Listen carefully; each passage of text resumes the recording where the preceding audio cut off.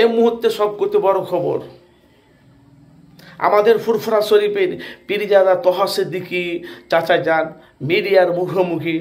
চাচা যান বলছে আগামী দিনে এমন একটা দিন আসছে যে সামনে বিধানসভা ভোট, মুখ্যমন্ত্রী মমতা বন্দ্যোপাধ্যায়ের কথা নওশাদ সিদ্দিকীকে শুনতে হবে।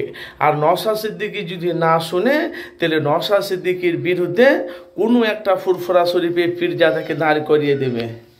ভাই আমি কি বলছি কথাটা বুঝতে পারছেন? তাহলে কোনখানে ফাটল ধরেছে তাহলে বুঝাইলেন। এর আগে আপনারা জানেন যে সোশ্যাল মিডিয়ায় যেটা নিয়ে বাংলায় এখন তোলপাড় চলছে, সে সাংবাদিকদের মুখোমুখি পীরজাদা তোহা সিদ্দিকী চাচা তার বাড়ি থেকে বিধানসভার ভোটের আগে বলে দিল কোথায় কী হবে না হবে।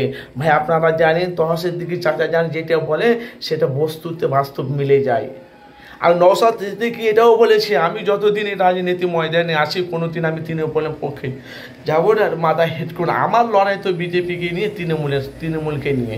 ভাই আপনারা বলেন এই যে বম ব্লাস্ট বক্তব্য যে পীরজাদা তোহা সিদ্দিকী চাচা যান তার বাড়িতে মিডিয়াদের মুখোমুখি বলছে এমন একটা দিন মানে মমতার কথা নওশাদকে শুনতে হবে, আর নওশাদ সিদ্দিকী যদি না শোনে কোনো একটা পীরজাদাকে দাঁড় করিয়ে দেবে। তার মানে ফাটলটা কোনখানে ফেটেছে বুঝতে পেরেছেন? নওশাদ সিদ্দিকী ভাঙড়ে এমএলএ বিধায়ক, কোথায় ভাঙড়ে এমএলএ বিধায়ক। তার মানে পীরজাদা কাসেম সিদ্দিকী ভাইজান আপনারা জানেন যে ইফতারের পার্টিতে মুখ্যমন্ত্রী মমতা বন্দ্যোপাধ্যায় উনি এসেছিলেন। আপনারা দেখেছেন সবসময় মমতার পাশেই ছিল কে? কাসেম সিদ্দিকী।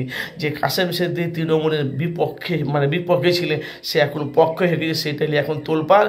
এখন ভাঙড়ে আইএসএফের সাথে তৃণমূলের প্রার্থী কাসেম সিদ্দিকী ভাই বিধানসভা ভোটে তাহলে কোথায় ভাঙড়ে ফাটল ধরেছে বুঝতে পেরেছেন?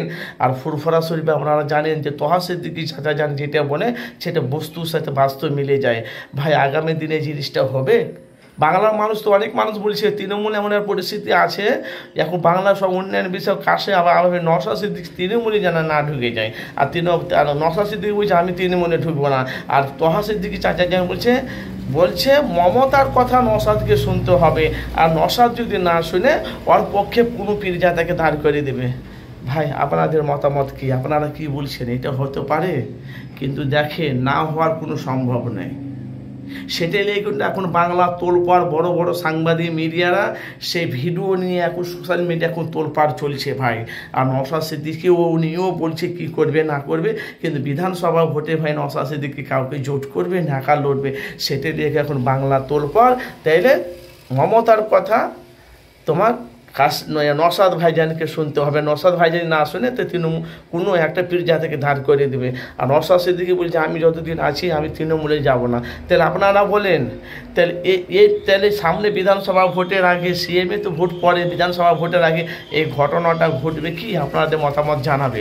তোহা সিদ্দিকী চাচা জানের কথাটা বাস্তব মিলবে না মিলবে না? আপনারা অবশ্যই আপনাদের মূল্যবান মতামত জানাবেন। কেন সামনে বিধানসভা ভোট আসছে, কমেন্ট বক্সে আপনারা অবশ্যই মতামত জানাবেন।